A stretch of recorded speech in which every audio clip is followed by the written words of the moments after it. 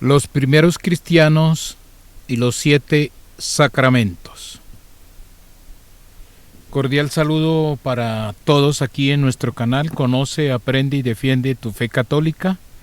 Si no se ha suscrito, suscríbete, comenten, comparta. Vamos a hacer una serie de videos con la vida de los primeros cristianos. Sus libros, sus santos, sus costumbres, sus ceremonias religiosas, todo lo de los primeros cristianos. Y hoy vamos a hablar aquí, en este video, en una serie que vamos a hacer, de los 7 sacramentos en los primeros cristianos. ¿Dónde están los 7 sacramentos con los primeros cristianos? Voy a hacerme por aquí a un lado. Y ahí vemos el título, Los primeros cristianos, los 7 sacramentos. Vamos a también, en la serie de videos, vamos a estar en el siglo I, siglo II, siglo III. El siglo I es desde el año 0 hasta el 99, el siglo II del año 100 al año 199, el siglo III es desde el 200 hasta el 299. Y hoy vamos a hablar los 7 sacramentos de los primeros cristianos. Entonces, los primeros cristianos en el siglo I, año 0 hasta el 99, los 7 sacramentos. Y pues hay unos puntos de discusión de cuál sería el acontecimiento por el cual se podría decir que desde ahí comenzó el cristianismo. Desde la concepción, desde su nacimiento, en el bautismo y el comienzo de la vida pública, en la resurrección o en Pentecostés. Hay una discusión que de dónde comienza el cristianismo. Ahí les dejo como tarea, ahí en la caja de comentarios pueden dejar sus comentarios, cuál podría ser el acontecimiento por la cual podríamos decir que desde ahí arrancó el cristianismo. Como estamos hablando, vamos a hablar de los 7 sacramentos en los primeros cristianos. Vamos a hablar en el año 30. El año 30 es el punto de partida de Jesús con el bautismo de Jesús y arranca su vida pública, el anuncio del reino de Dios. Nos dice la palabra de Dios que aproximadamente a los 30 años Jesús comenzó su vida pública y lo comenzó con el bautismo. Lo bautizó Juan allá en el río Jordán. Ese día también hubo la manifestación de la Santísima Trinidad con el Padre, cuando el Padre dice: ahí tienes a mi Hijo, está el Hijo en el agua, va a recibir el bautismo y desciende el Espíritu Santo en forma de paloma. Una manifestación de la Santísima Trinidad. El Señor recibe el bautismo entonces a los 30 años, que eso es una confusión que hay también, que dicen que para poder bautizar a las personas tiene que ser a los 30 años porque así lo hizo Jesús a los 30 años. No, Jesús lo hizo a los 30 años para dar un ejemplo, pero él no necesitaba de bautismo. Él lo inaugura, pero no necesitaba bautismo. Y además el bautismo es una prefiguración del Antiguo Testamento de la circuncisión. Para poder pertenecer al pueblo de Dios habría que circuncidarse, y esa circuncisión era a los 8 días de nacido. La Santísima Virgen y San José lo hicieron con Jesús cuando lo llevaron al templo a los 8 días y allá lo presentaron, lo llevaron para la circuncisión, porque eso era una ley. Todo primogénito a los 8 días había que llevarlo al templo para la circuncisión. El niño tenía 8 días. Y en la circuncisión es una prefiguración del bautismo en el Nuevo Testamento. Y Jesús lo recibió de niño a los 8 días, pues también nos está indicando que el bautismo se puede recibir de niño, porque esa era la norma en el Antiguo Testamento. Y acuérdense que todo lo prefigurado materialmente en el Antiguo Testamento es una realidad espiritual en el Nuevo Testamento. El niño recibió la circuncisión a los 8 días para pertenecer al pueblo de Dios, y era una norma que todo primogénito había que llevarlo para la circuncisión. Así también se puede hacer en el Nuevo Testamento, que los niños reciban el bautismo. Además también lo dice en los Hechos de los Apóstoles, que esa es una norma, lo deben hacer sus padres, los padres, y también sus hijos. Pero eso ya sería otro tema ya para desmenuzar muy bien el bautismo. Bueno, entonces ya tenemos el primer sacramento, que es el bautismo. El Señor lo inaugura ya en el río Jordán. Viene entonces viene la predicación del reino de Dios. Ya el Señor está predicando, reúne a sus discípulos, a sus apóstoles, y les pregunta que quién dice la gente que es Jesús. Les pregunta, ¿qué dicen los hombres que es el Hijo del Hombre? Y entonces ellos, los apóstoles, contestan. Ellos dicen que unos dicen que Juan Bautista, otros dicen que Elías, otros dicen que Jeremías, otros dicen que los profetas. Y ahí es cuando el Señor le pregunta a los apóstoles ahí, bueno, ¿y ustedes qué dicen que soy yo? Y entonces Simón dice, tú eres el Cristo, el Hijo de Dios viviente. Entonces el Señor, en vista de esas palabras que dice Simón, dice, bienaventurado eres Simón, hijo de Jonás. Sabemos que Simón es hijo de Jonás, porque no te lo ha revelado la carne ni sangre, sino mi Padre que está en los cielos. Ahí vemos entonces ya cómo es que el Señor empieza a inaugurar. Ya vamos a ver entonces por qué razón el Señor le va cambiando el nombre a Pedro, porque se lo cambia, de Simón pasa a Pedro. Y entonces en Mateo 16:18 le dice, yo también te digo que tú eres Pedro. A Simón le cambió a Pedro, y sobre esta roca edificaré mi iglesia, y las puertas del Hades no prevalecerán contra ella. Ahí inicia el pontificado y el pontífice. Pontificado y pontífice. El primer pontífice empieza a partir de ese momento. La iglesia, por ser fundada por Jesús, es una institución santa, pero por ser manejada por personas humanas es santa y al mismo tiempo es pecadora, porque todos nosotros somos pecadores, laicos, sacerdotes, obispos, papas, todos pecadores. Pero por ser una institución del Señor, fundada por el Señor, es santa, y Él la mantiene y la cuida. En el Antiguo Testamento, a ciertos personajes se les cambió el nombre, el Señor les cambió el nombre. Con Abraham se decía Abraham, pero se lo cambió por Abraham, porque va a ser el padre de todas las naciones. A Sara también le cambió, ella no se llamaba Sara, se llamaba Saraí. Recibió el nombre de Sara porque iba a ser madre de los reyes. Todo eso lo encontramos en el libro de los Génesis. A Jacob también le cambió, se lo cambió por Israel, que quiere decir luchó con Dios y venció. Entonces, ¿por qué Jesús le cambia el nombre a Simón? Por Pedro. ¿Para qué se lo cambia? Y quiere decir Pedro, que quiere decir piedra en griego. ¿Lo hizo por deporte o era porque le gustaba cambiarle el nombre a las personas, ponerle apodo? No, porque iba a tener una función especial Pedro, nada menos y nada más que el pastor para cuidar las ovejas en la iglesia. Era una función especial, y ahí es donde le dice, y yo también te digo que tú eres Pedro. De Simón pasó a Pedro, y sobre esta roca edificaré mi iglesia, y las puertas del Hades no prevalecerán contra ella. Es una profecía que sabemos que la iglesia podrá estar zarandeada y todo eso, pero no se va a acabar.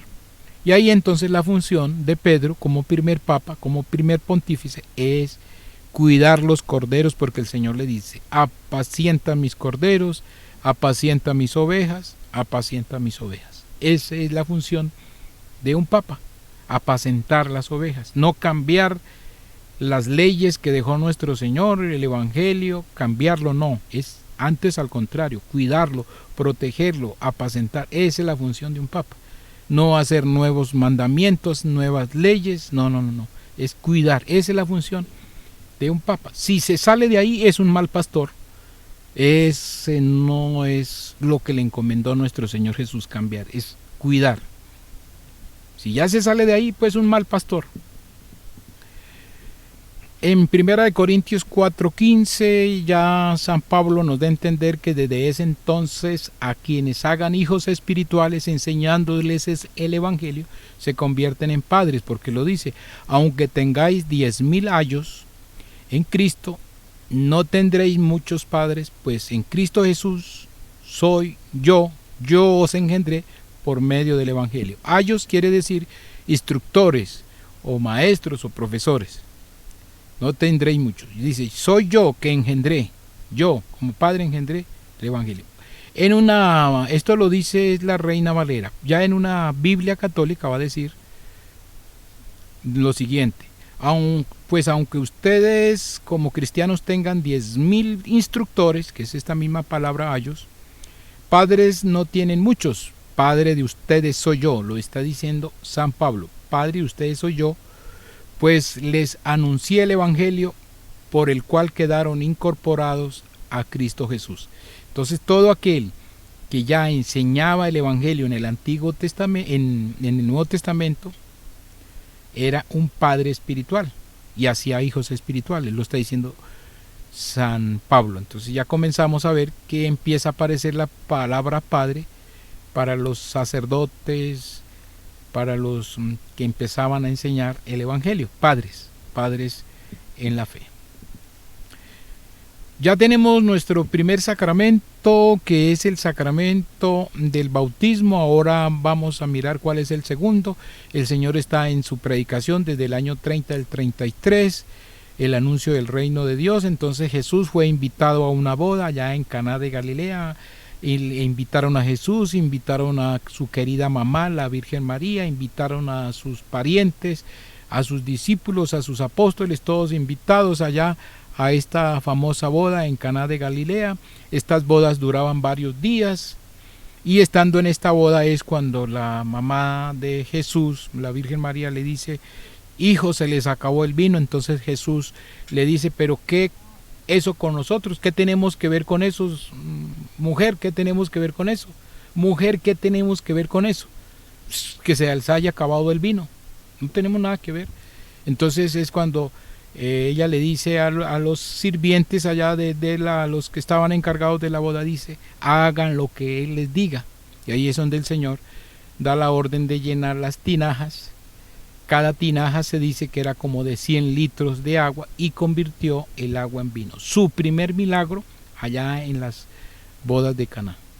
Aparece entonces Jesús bendiciendo el sacramento del matrimonio. Lo bendice ahí ese día. Entonces ya tenemos que Jesús lo aprueba, lo bendice en estas bodas de Caná.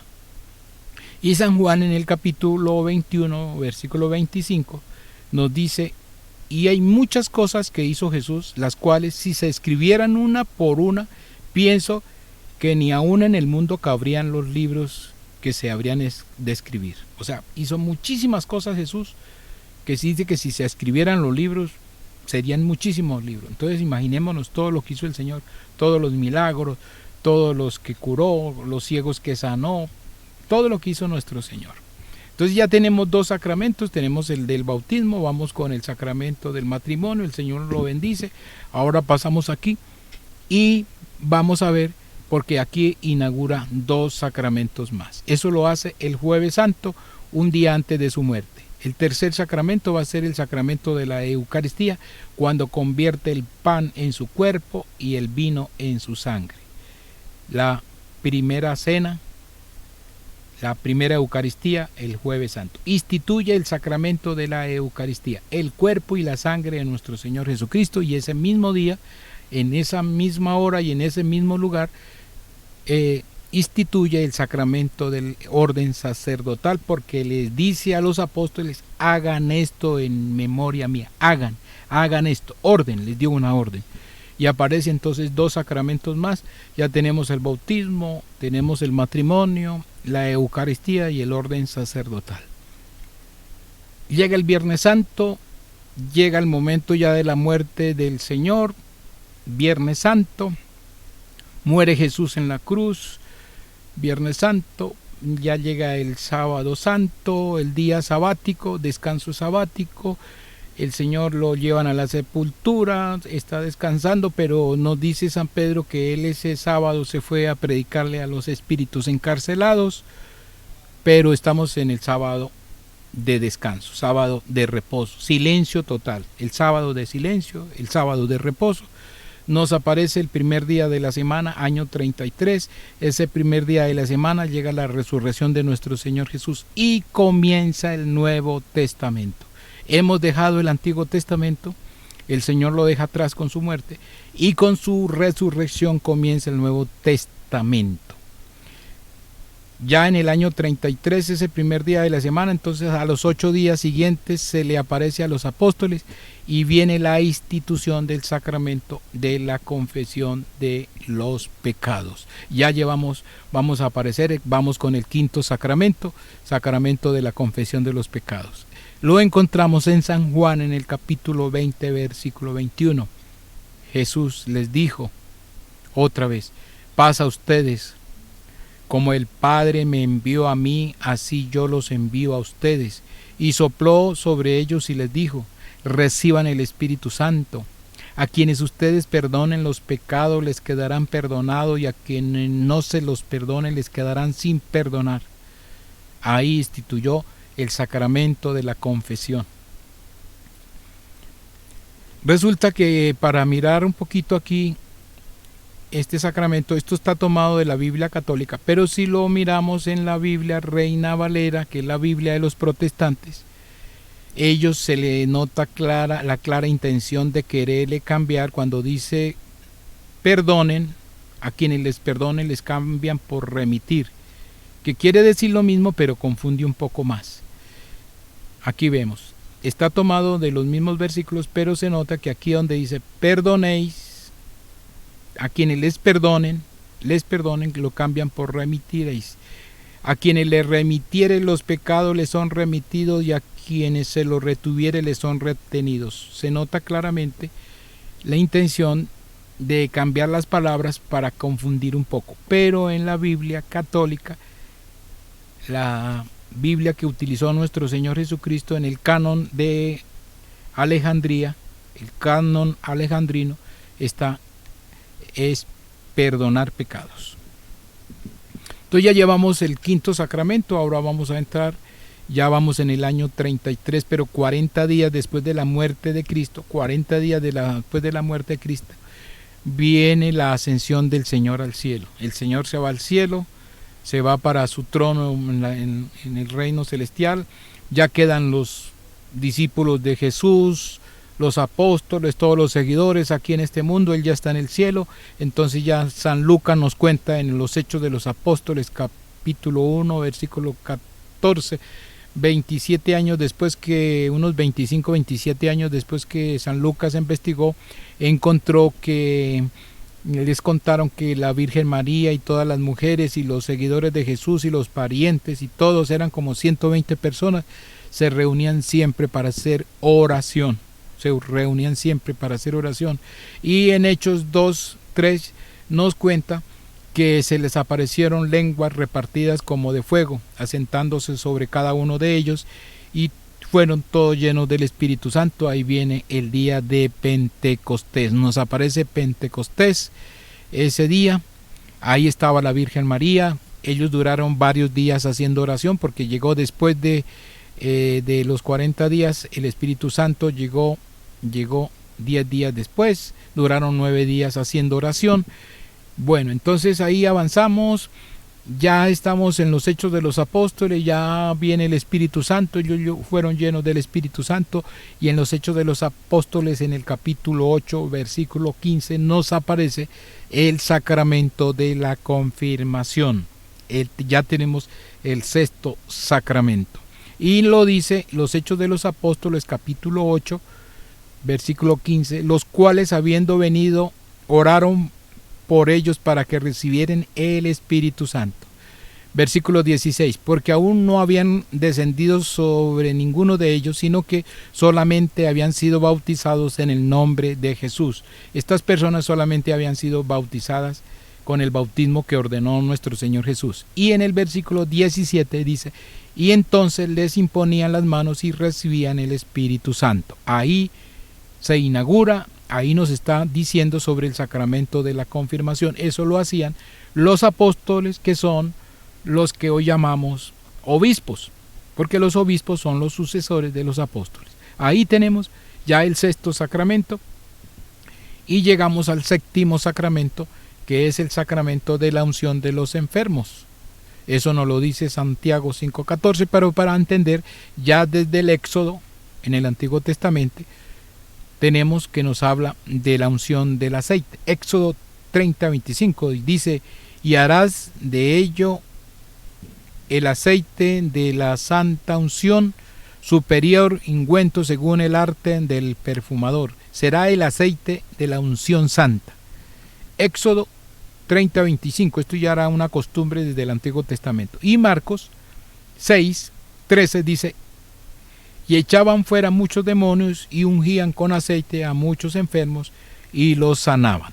La unción con aceite para sanar enfermos. Y Santiago 5:14 nos dice, ¿está alguno enfermo entre vosotros? Llame a los ancianos de la iglesia y oren por él, ungiéndoles con aceite en el nombre del Señor.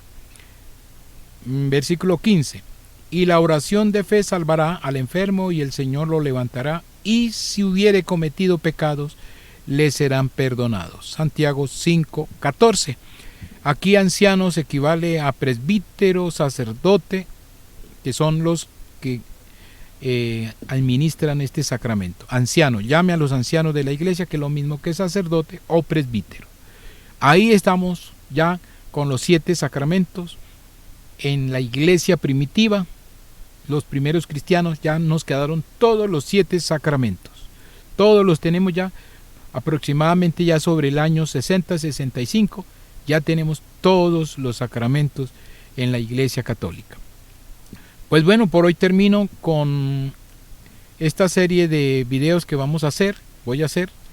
Hoy hablamos, en este video es sobre los sacramentos, después vamos a hablar los primeros escritos, el primer catecismo que tuvieron los primeros cristianos. Después hablaremos sobre los santos, sobre las ceremonias religiosas y mucho que hay que hablar de los primeros cristianos, que ahí ustedes van a mirar, van a encontrar que son lo mismo que estamos viendo hoy en nuestra iglesia católica. Bueno, entonces yo me despido. Muchas gracias por estar aquí en este canal. Conoce, aprende y defiende tu fe católica. Si no se ha suscrito, suscríbete, comenten, comparta y ayúdenos en nuestra evangelización. Entonces, muchísimas gracias. Que el Señor y la Santísima Virgen María les bendiga siempre. Yo me despido. Muchas gracias y hay que seguir adelante. Hay que seguir evangelizando y mil gracias a quienes nos ayudan con esta evangelización, compartiendo, comentando e invitando a otros.